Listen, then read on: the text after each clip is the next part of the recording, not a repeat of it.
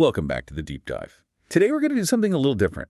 We're taking a figure you definitely know. I mean, his work is probably on a coffee mug in your kitchen right now. Sure. And we're going to completely dismantle the way you think about him. That's a bold promise. Yeah. But I think our source material today really backs it up. We're talking about Vincent van Gogh. Right. And when you hear that name, you think of maybe two things. The Starry Night. And the ear. You think of the mad genius. Exactly. The mythology around him is just so strong. We see this chaotic, emotional whirlwind. But today our conversation is based on a fantastic article by Anita Louise Hummel called The Golden Obsession, Vincent van Gogh and the 50 Fields of Wheat. And what that article reveals is that Van Gogh wasn't just a man of, raw emotion. He was a man of incredible discipline, physical endurance, and a very, very specific obsession. An obsession that was surprisingly grounded. That's the perfect word for it. Because while the rest of us were looking up at his stars, Vincent was looking down. At the dirt, at the stalks. He was obsessed with wheat. Wheat. It sounds so, agricultural, almost mundane. Mm-hmm. But that's the hook for today's deep dive. We're going to explore why this one subject, a simple field of grain, became the defining focus of his entire artistic life. And not just the why, we're getting into the how. Oh yeah, because, spoiler alert, the way he painted these fields involved literal iron spikes and ropes. It really is a survival story as much as it is an art story. It's about battling gale force winds and the scorching sun. It totally changes your idea of what it even means to be a painter. So let's start with the scale of this. I mean, when we say he was obsessed with wheat, are we talking about just a handful of nice landscapes? No, not at all. We're talking about a massive volume of work. Anita Louise Hummel's piece points out that scholars have identified over 50 distinct Wheatfield scenes. 50? 50. That's not a passing phase. That's a lifelong commitment. Wow. And he returned to this subject with what the source calls a religious fervor. Religious fervor. That's strong language. But it fits. I mean, whether he was in Arles or later in the asylum at Sarmi or at the very end in Auvers-sur-Oise, the wheat was always there. It was his anchor. It's probably worth setting the stage, just for a moment, on his timeline. Yeah. Because the tragedy of Van Gogh is how short it all was. It's incredibly compressed. He was born in 1853, but his real career as a painter, the time he was making the art we know, was only about a decade long. That statistic always gets me. Something like 2,000 artworks. I mean, at 10 years, yes. You do the math, that's basically a finished piece every couple of days. For a decade. Yeah. It's frantic. It is frantic. It's urgent. And the source highlights this heartbreaking paradox. He's pouring his soul onto canvas at this incredible speed, but he's living in total obscurity. He only sold one painting in his life. Right. The Red Vineyard. That was it. So you have to imagine the mental state of someone working that hard, believing in it that much, and getting absolutely zero validation from the world. Which makes the work ethic even more amazing. He wasn't doing it for commissions. He was doing it because he had to. Precisely. And in 1888, that internal drive pushes him to make a big move. He leaves Paris, he leaves the gray northern skies, and he heads south to Arles. He was chasing the sun. He was. He wrote about seeking the high yellow light. He wanted that intense, unforgiving color, and that's where the wheat obsession just explodes. Okay, so picture this. He's in the south of France. It's summer. The sun is just beating down, and he decides he has to paint these golden fields. But he doesn't do it the easy way. No. This brings us to the whole concept of en plein air. Which is just the fancy French term for outside. Right, in the open air. But when we think of that, we usually picture something peaceful. Monet in his garden, maybe. A nice hobby on a Sunday afternoon. Exactly. For Van Gogh, en plein air was a physical fight. He called himself a man of the earth. He believed you couldn't capture the energy of nature unless you were physically right there in it. You had to feel what the wheat was feeling. Yes. And in Provence, the main element isn't just the sun, it's the wind. The Mistral. The Mistral, which is not just a little breeze. Yeah. No, I've read about this. It's this fierce, dry wind that can literally drive people crazy. It's famous for it. It is. It can knock you over. Now imagine trying to set up a canvas, which is basically a sail on a flimsy wooden easel in the middle of that. This is the part of the article that was just jaw-dropping. He didn't just struggle with it. He engineered a solution. He did. Anita Louise Hummel talks about a letter he wrote to his friend Emile Bernard in June of 1888. And he lays out his whole system, The technical specs. the full specs. He says he fixes his easel into the ground with iron pegs. Iron pegs. And he's specific. You shove the feet of the easel in, and then you push a 50-centimeter long iron peg in beside them. 50 centimeters. That's half a meter. That is a massive spike he's hammering into the ground. A huge spike into the rocky soil of Provence. And even that wasn't enough. Because the wind would still catch the canvas like a kite. Exactly. So he adds, you tie everything together with ropes. That way you can work in the wind. I just want everyone listening to visualize this. Forget the delicate artist. This is Van Gogh, out in a field, wind howling, hammering stakes into the ground and lashing his canvas down like a sailor in a storm. It's a very physical, almost violent image of creating art. But here's the key insight from the source. That physical struggle wasn't just an obstacle, it became part of the painting. What do you mean? Well, the argument is that because he was standing there, in the wheat, fighting this wind, his brush strokes became a direct recording of that movement. So all the swirls and dashes on the canvas, that's not just a style choice he came up with in a studio. No, that is the wind. You can feel the wheat in the wind because he was literally feeling it. His hand was moving with the gusts. The painting is like a seismograph recording the weather. That makes so much sense. When you look at his wheat fields, nothing is static. Everything vibrates with energy. And if he'd painted it from memory, inside it would have looked flat. But because he was out there, tethered to the earth, the energy of the Mistral is transferred directly onto the canvas. It's amazing. It's like the painting is actually alive. It is. And that leads us perfectly to one specific masterpiece the source breaks down, the Wheatfield he painted in Arles in June of 1888. Okay, let's walk through this one. Because there are some really specific choices he made here that create that feeling of being totally immersed.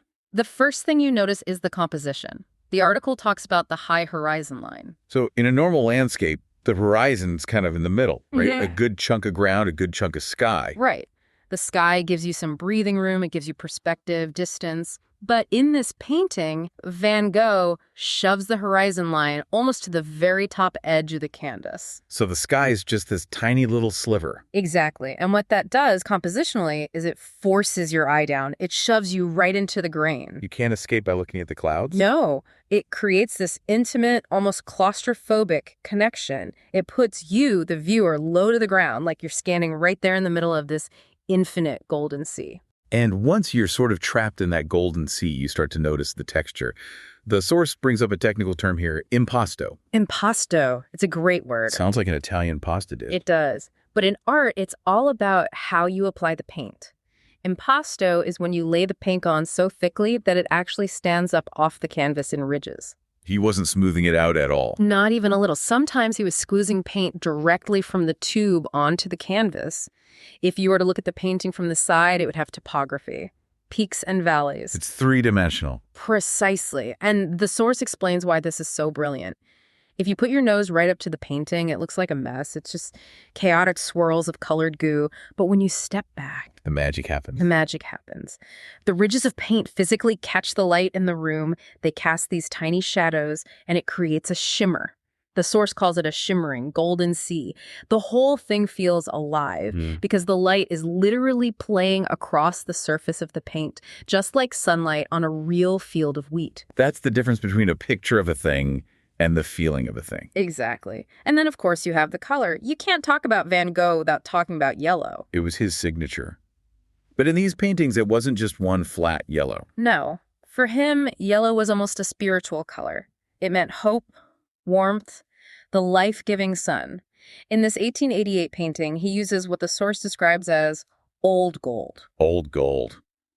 That sounds heavy. Ripe. It implies harvest, value. Yeah. But he's smart. He doesn't just use gold. He punctuates it with these little hints of green and blue. Which are on the opposite side of the color wheel. Right. It's basic color theory. The cool blue makes the warm gold feel even hotter. It just vibrates. It perfectly captures the vitality of that summer harvest. You use the word vitality, and I think that's the perfect bridge here. We've talked about the physical struggle and the technique, but this is Van Gogh. There's always a deeper meaning. Why wheat? What did it represent to him? This is really the core of the golden obsession. It wasn't just a pretty landscape. Anita Louise Hummel argues that for Van Gogh, the wheat field was the ultimate metaphor for the human condition. The whole human condition. That's a big concept to pack into a stalk of grass. Well, think about the cycle. The seed is sown, it struggles to grow, it ripens under the sun, and then inevitably comes the harvest, the reaper. The reaper. Now, usually in art, the reaper is not a good guy. It's the grim reaper. It's death. It is. And Van Gogh saw that. He wrote about seeing the image of death in the wheat, but, and this is the critical part, he didn't see it as tragic. How is death not tragic? For him, it was natural. He wrote that humanity is the wheat. We are the grain that is being reaped. We grow, we ripen, and we're harvested to make way for the new crop. He saw a kind of divinity in that cycle. So instead of fearing the end, he was trying to capture the beauty of the whole process. Exactly. For all his own mental illness, for all his suffering and loneliness, he would look at these fields and see a symbol of vitality.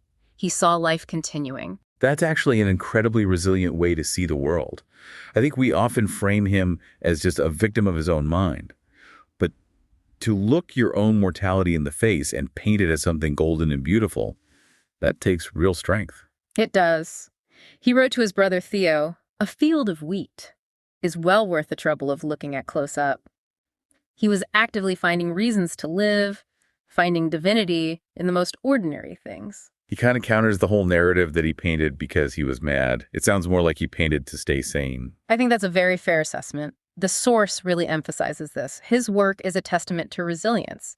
He painted in spite of his suffering, not because of it. He used the rhythm of the harvest to try and find some order in his own life. And he died so young, 1890. He was only 37. 37, just 2 years after he made these incredible paintings in Arles. But in that short time, he created this legacy. And it wasn't an accident. It was that religious fervor we mentioned at the start. There's a quote in the source that I think just perfectly sums up his entire attitude. It's a question he asked, and it's one of those that really stops you in your tracks. What was it? He asked, "What would life be if we had no courage to attempt anything?" What would life be if we had no courage to attempt anything? Wow. And when you hear that, don't just think about it abstractly. Think about him dragging that easel out into the mistral. Think about him hammering those iron pegs into the ground.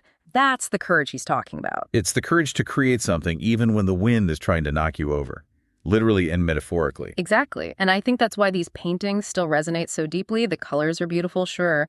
But subconsciously, I think we feel that struggle. We feel the effort that went into it. It totally changes how you see the art. When I look at a Van Gogh Wheatfield now, I'm not just going to see a pretty pastoral scene. I'm going to see the iron pegs. I'm going to hear the wind. And that's the power of a deep dive like this. It transforms the image on a coffee mug back into a profound human statement. So what's the takeaway for us? I mean, we're not all going to go out and paint in a hurricane. No, please don't do that. That is not the recommendation. But I think it's about attention. Van Gogh showed us that the most ordinary things, a field of grain, a sunflower, are full of divinity if you just have the courage to look closely enough. And to keep looking, even when it's difficult. Absolutely. Now, we have only just scratched the surface here. This entire deep dive was inspired by the article, The Golden Obsession by Anita Louise Hummel. And if you enjoyed unpacking this with us, if you like getting behind the canvas, you really need to check out her platform. It's called Anita Louise Art. She creates so much great content for people who want to be art smart, but, are busy. For example, she has a podcast called 5 Minutes with Art. Sometimes it's called Deep Dive with 5 Minutes with Art. It's a fantastic concept. Just a few minutes a week, you learn about a masterpiece or an artist. It's so digestible. And for anyone who's more visual, which if you're into art, you probably are, you have to subscribe to the Anita Louise Art YouTube channel. The visuals there just bring these stories to life. Seeing the brushstrokes we talked about today while hearing the history behind them, it makes a huge difference. Plus, she's got a free newsletter and a blog with more deep dives on all kinds of artists. So if you want more of this kind of inspiration in your life, definitely go subscribe and check all that out. It's a great way to keep that high yellow light in your life. I love that. Find your own high yellow. Find your own golden field to look at closely. Thank you for listening to this deep dive. We'll catch you next time. Goodbye, everyone. Keep looking closer.